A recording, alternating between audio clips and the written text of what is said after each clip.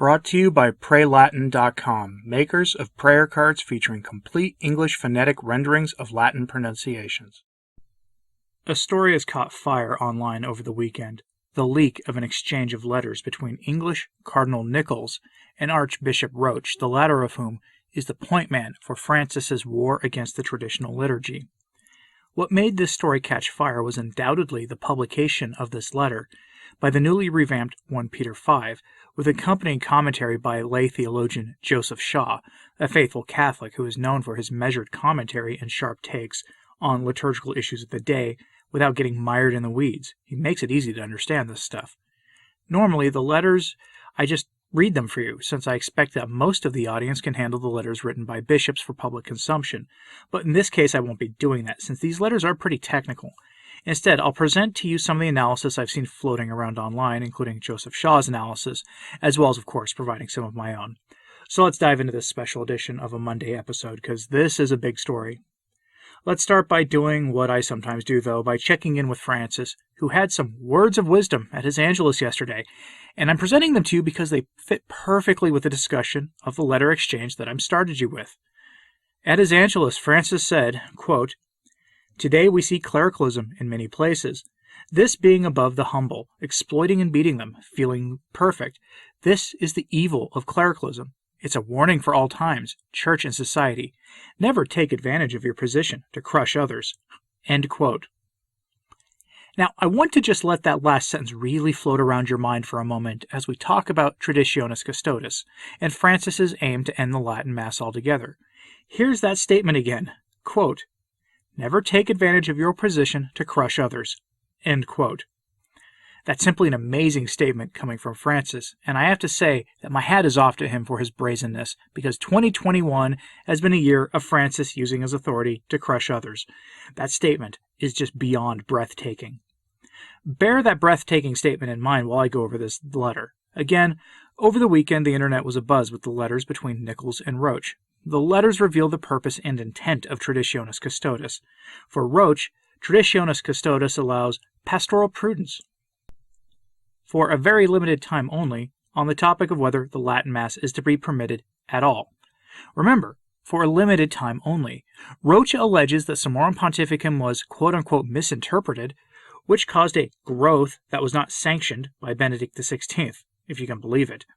According to Francis and Roach's view, Summorum Pontificum was never meant to fuel a growth in young people attending the Latin Mass at all.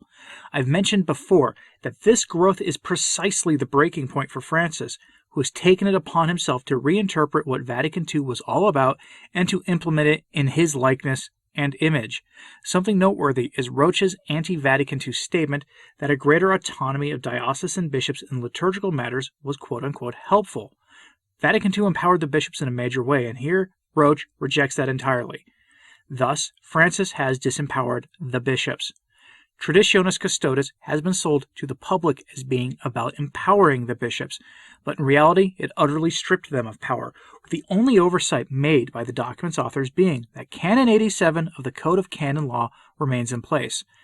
If you're not aware, Canon 87 enables a bishop to ignore any motu proprio or similar act by the Supreme Pontiff that they wish, and it has been invoked a few times already by bishops in various parts of the world in defense of the Latin Mass. In the letter, Roach writes that Traditionis Custodes speaks only about the Roman Mass and not other liturgical expressions of the Roman rite of Mass, and that questions about the liturgical calendar should be handled with care. As the Gloria.tv article points out on this, quote, "Translations used in the Roman Rite should be taken from the often manipulated translations used for the Novus Ordo, and quote-unquote groups are for Roach, personal parishes, and stable congregations." End quote. If you wonder what I mean by often manipulated translations of the Novus Ordo, your NAB Bible, and those they're horrifically bad translations. The channel Ascent of Mount Carmel has a wonderful playlist on the New American Bible. Check it out if you want to. Here, groups means, though, things like the St. John Cantius group in Chicago, Clear Creek Abbey, various religious orders, and of course, the FSSP and Institute of Christ the King, among others.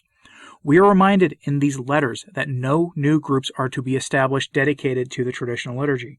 Being a guardian of tradition in this sense means suppressing and burying tradition forever. I'm going to pivot here a bit. Joseph Shaw, at 1 Peter 5, analyzed the document and provides a laser focus on the question of the pre-Vatican II form of the sacraments. For those not aware, all of the sacraments were changed by Paul VI starting in the late 1960s and into the very early 1970s. Baptism, confession, the nuptial sacrament, all of them were changed in some degree or another. Many people are not aware of this. Not one of the 7 sacraments was left untouched, and changes were done to the types and kinds of holy orders and even to exorcism all around this time.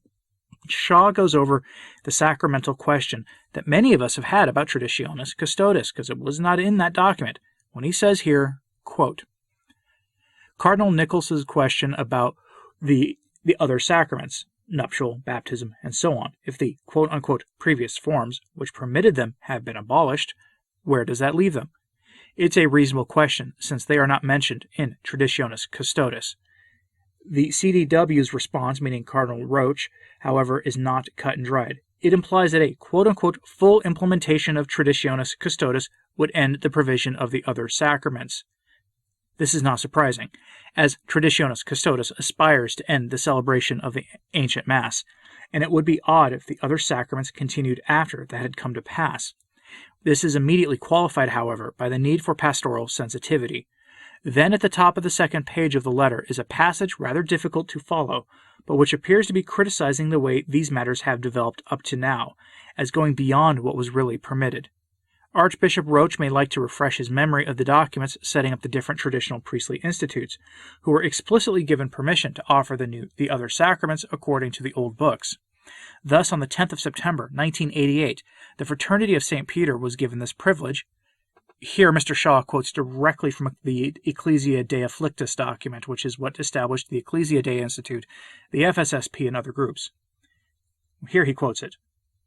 In virtue of the faculty granted to it by the Supreme Pontiff John Paul II, the Pontifical Commission Ecclesia Dei concedes to that which is called the Fraternity of St. Peter, founded July 18, 1988, and declared of pontifical right by the Holy See, the faculty of celebrating Mass, and carrying out the rites of the sacraments and other sacred acts, as well as fulfilling the divine office according to the typical edition of the liturgical books in force in the year 1962, namely the Missal, Ritual, Pontifical, and Roman Breviary.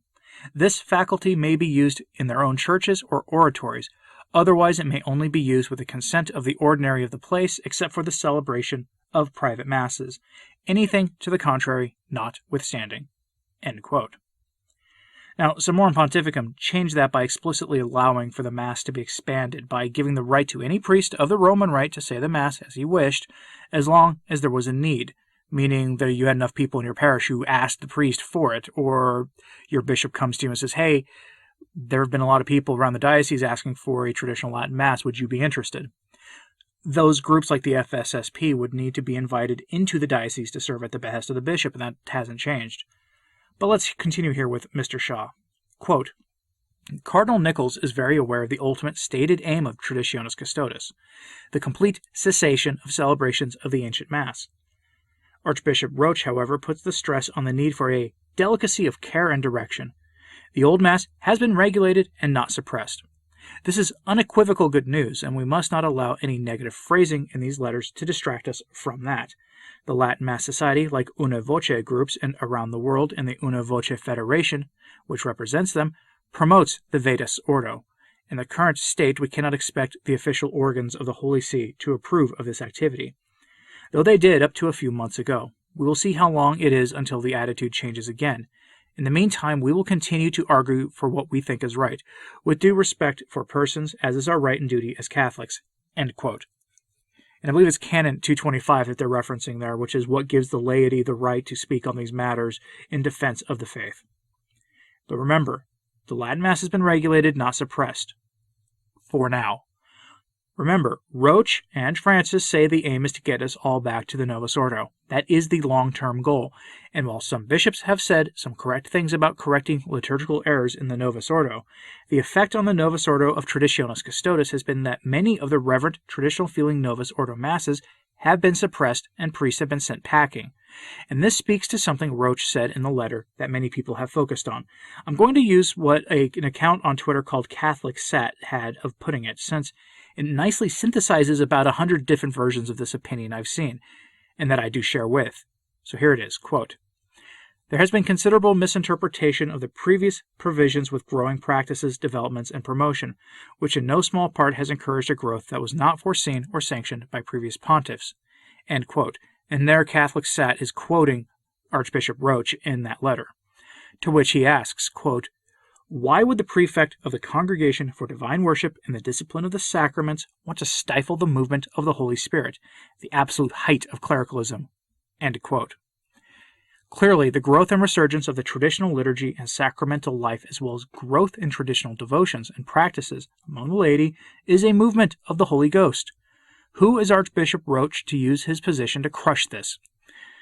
This, by Francis's definition that I began this with today, is the very height of clericalism.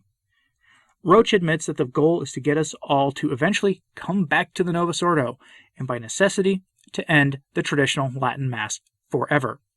Cardinal Pietro Parolin, back in May or June of 2021, before Traditionis Custodes was released, said it was necessary to end the Latin Mass forever, and this is the aim of Traditionis Custodes, even if the Latin Mass hasn't been formally abrogated yet. The problem is, 2 popes have said that the traditional liturgy cannot ever be suppressed. First, here's what Benedict XVI had to say about that in Summorum Pontificum. Quote, "What earlier generations held as sacred remains sacred and great for us, too, and it cannot be all of a sudden entirely forbidden or even considered harmful." End quote. He's exactly right, of course, not that it would stop Francis and company from trying. The other pontiff who spoke about this was Pope St. Pius V when he issued Quo Primum, which did not issue a new liturgy that we've come to call the Tridentine Rite, but rather ended newer liturgies from being written and preserved the Roman Rite of Mass as the main rite of the Latin Rite of the Church. The TLM was the main rite of the Latin Rite Church, with some tightening up of the liturgy being made. Here, Pius V states something that is hard to get around and has serious implications for the Mass of Paul VI, among other things. Quote, "Furthermore, by these presents, this law, in virtue of our apostolic authority, we grant and concede, in perpetuity, that for the chanting or reading of the Mass in any church whatsoever, this missal, the Missal of Pius V, is hereafter to be followed absolutely, without any scruple of conscience or fear of incurring any penalty, judgment, or censure, and may freely and lawfully be used. Nor are superiors, administrators, canons, chaplains, or other secular priests, or religious of whatever title designated, obliged to celebrate the Mass otherwise than is enjoined by us. We likewise declare and ordain that no one whosoever is forced or coerced to alter this missal, and that this present document cannot be revoked or modified, but remain always valid and retain its full force, notwithstanding the previous constitutions and decrees of the Holy See, as well as any general or special constitutions or edicts of provincial synodal councils, and notwithstanding the practice and custom of the aforesaid churches established by long and immemorial prescription, except, however, if more than 200 years standing." End quote. What that means is that when Pius V issued Quo Primum, he ended any form of the Mass that was not at least 200 years old. The Latin Rite, the Roman Rite of Mass, the traditional Latin Mass, was much older than 200 years old. He just tightened its rubrics a little bit. But here's something you need to consider. What do you think the words "in perpetuity" means?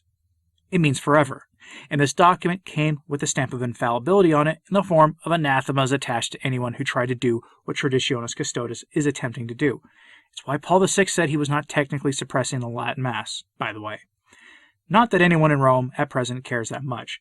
And I say that they don't care that much because, as Diane Montagna reported at the end of October, most of the bishops in the target countries, meaning the U.S., France, England, and a few other places, did not want to see the Latin Mass ended. And it was by a rather large majority, something like 75% of them did not want to see Traditionis Custodes at all. They wanted the status quo to remain. A link to that story, along with my other sources today, are in the show notes at returntotradition.org. That's Return to Tradition, the name of this podcast, .org. I'm getting some help from a skilled listener and giving it a facelift with the aim of it being made more dynamic and easier to use for you. So if you have a suggestion for something that would make the sources site easier to use, let me know in the comments, please. I'm going to close this with this. The line that jumped out at me from these letters that I haven't seen any public discussion of is this description of the Latin Mass. Quote, "The Latin Mass is an ecclesiology that is not part of the Church's magisterium." End quote. Is this an admission that since the Council we have had a different church? That has been the critique of the Novus Ordo for decades now. And remember, the Novus Ordo is not just the Mass. It goes well beyond merely the Mass. And we've always been told, however, that when someone asks if it's a different church, they say no, it's the same. But statements that say that about the Latin Mass, that the Latin Mass is an ecclesiology that is not part of the Church's magisterium, are self-defeating and self-contradictory statements, and frankly, they're not Catholic statements when we bring in quo primum or Benedict statements about the liturgy. So what is it? I have to ask because the longer this story develops, the more obvious it is that Francis, Roche, and the rest don't really have any idea what they're doing, or what the implications of it truly are. But now we have it straight from Roche's mouth, or his keyboard strokes that is, that the aim is to bring us back to the Novus Ordo, and that pastoral considerations that give bishops any leeway with the Mass are available for an extremely short time.